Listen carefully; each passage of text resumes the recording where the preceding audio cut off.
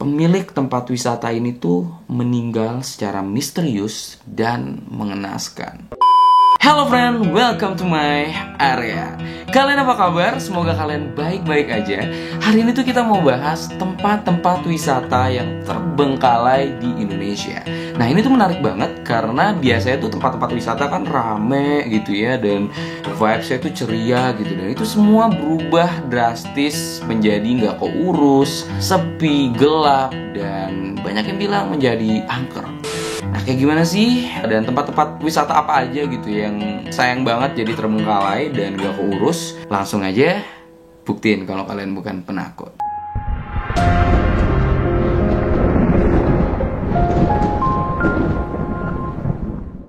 Yang pertama ada Kampung Gajah Wonderland. Kampung Gajah Wonderland ini tuh sempat hits friend karena mengusung taman bermain sebagai konsep utamanya, dan banyak banget wahana-wahana yang bisa kita naikin di sana kayak Formula Kart, Delman Royal, dan Buggy Family gitu. Ada juga motor ATV, Flying Fox, dan banyak kegiatan outbound lainnya. Pokoknya taman itu tuh seru banget gitu.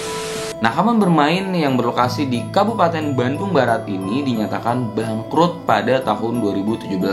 Tempatnya pun jadi nggak keurus dan bisa dibilang serem gitu ya. Padahal taman ini tuh punya luas sekitar 60 hektar dan itu luas banget gitu. Sebelum bangkrut, tempat wisata yang dikelola sama PT Cahaya Adipura Sentosa ini dulu banyak yang bilang tuh tiketnya memang terlalu mahal gitu friend. Sekarang semua wahana dan water parknya dibiarkan gitu aja sampai berkarat friend. Salah satu wahana yang paling populer di tempat ini yaitu kolam ombak buatannya sekarang berubah menjadi kolam hijau yang dipenuhi dengan lumut. Banyak yang percaya bahwa tempat ini tuh sekarang menjadi tempat yang angker karena terlihat seperti kota mati friend. Yang kedua ada Bounty Club Beach Bungalaus. Tempat wisata yang satu ini adalah penginapan yang terletak di daerah Gili Menu, sebuah pulau kecil di Bali. Lokasinya bisa dibilang di pedalaman. Tempat ini tuh sering banget dikunjungin sama wisatawan, terutama wisatawan dari mancanegara, friend. Tapi dari tahun 2002, Bounty Beach Bungalau ini udah nggak beroperasi lagi. Penyebab itu sebenarnya ada dua versi gitu ya, friend. Ada dua rumor yang hangat soal kenapa si Bounty Beach ini tiba-tiba tutup gitu. Rumor versi pertama adalah hotel ini tuh nggak beroperasi dari tahun 2002 karena terjadinya bom Bali ya di tahun yang sama pada saat itu.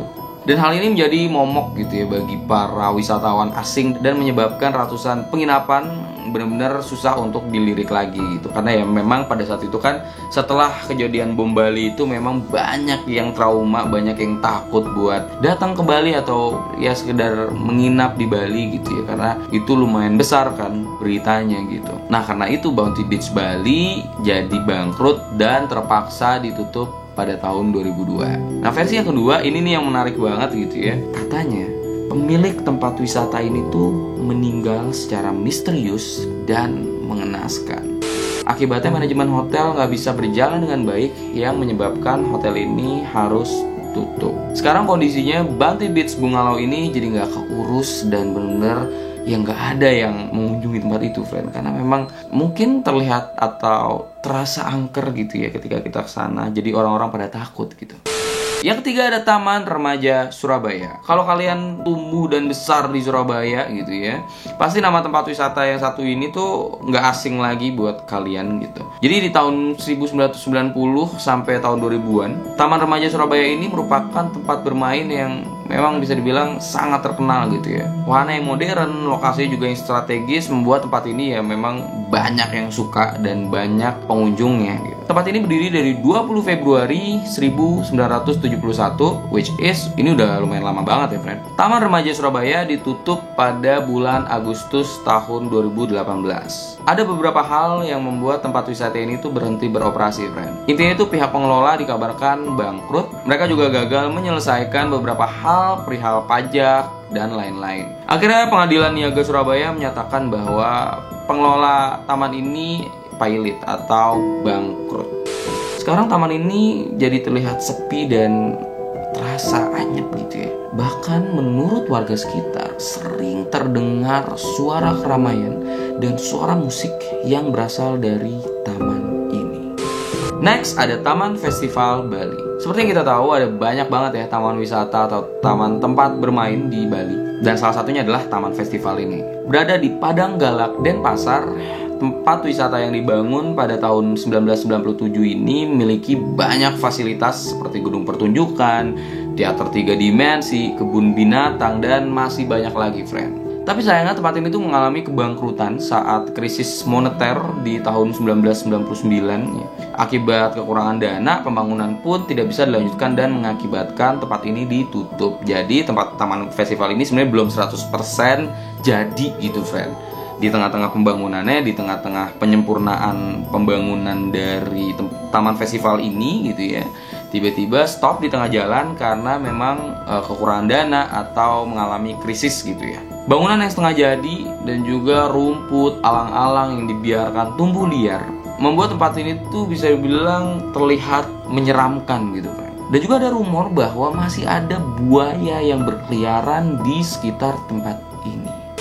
Next ada Villa Hantu Lombok. Apa sih yang kita bayangin kalau kita ngomongin Lombok? Pasti kan kayak wah pantai, gunung gitu ya, dan keindahan alamnya gitu. Tapi ada satu tempat wisata di Lombok yang unik, friend. Namanya Villa Hantu.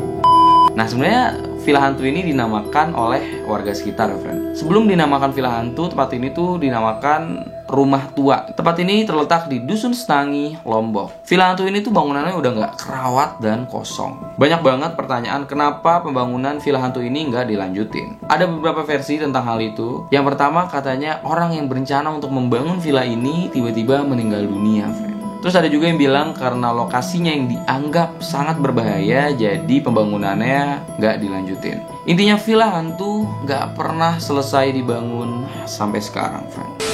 Next ada Pondok Indah Bedugul. Pondok Indah Bedugul berlokasi di Batu Riti, Batunya, Kabupaten Tabanan, Bali. Ini Bali lagi ya. Jadi awalnya hotel ini tuh dibangun pada tahun 1990-an lah ya. Nah tapi proyeknya ditinggalin pada tahun 2002. Ya lagi-lagi ya akibat bom Bali itu tadi. Memang bom Bali bisa dibilang berdampak sama banyak tempat wisata di Bali gitu ya. Banyak yang tutup, banyak yang nggak jadi dibangun atau harus diberhentikan gitu pembangunannya.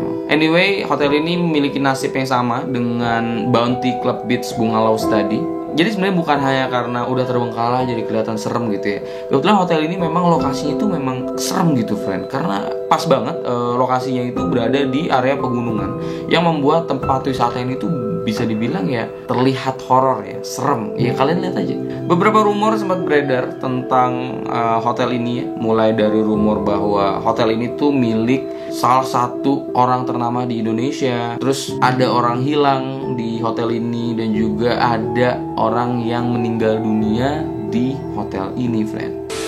Nah, keadaannya sekarang ya sama seperti tempat wisata terbengkalai lainnya. Pondok Indah Bedugul ini dijadikan spot foto dan tempat wisata untuk orang-orang yang suka dengan aura-aura mistis gitu, friend. Tapi gak lama lagi kesan horor dari Ghost Palace Hotel ini akan berakhir, friend. Karena ada rencana pemerintah setempat yang ingin mengubah menjadi sebuah hotel mewah bernama The Bedugul Sunrise.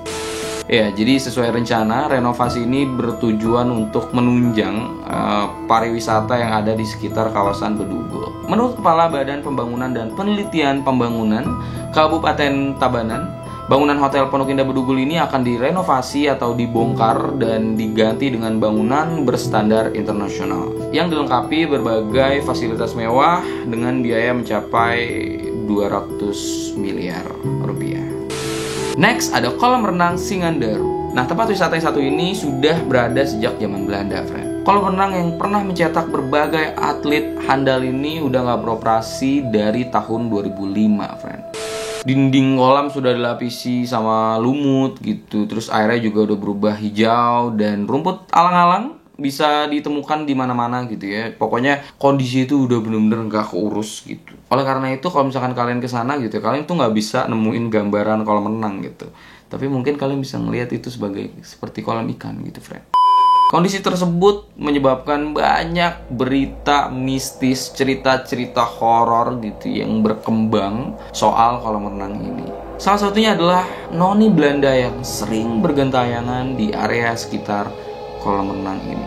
ada juga kabar bahwa pernah ada pengunjung yang meninggal di sana, friend. Dan dipercaya itu adalah korban tumbal dari penunggu kolam renang Singandaru. Itu dia, friend, 7 tempat wisata terbengkalai di Indonesia yang bisa dibilang sekarang tuh jadi nggak kurus dan banyak aura mistisnya. Tapi tunggu dulu, gue mau kasih kalian bonus karena kalian udah nonton sampai sekarang.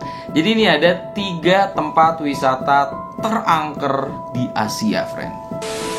Bengal Fort, Rajasthan, India. Jadi ini di India. Jadi ngomongin India, biasanya kita tuh sering membahas soal Taj Mahal atau film Bollywoodnya gitu. Tapi di balik gemerlapnya tempat wisata India, terselip Bengal Fort yang menjadi tempat wisata paling angker di Asia, friend.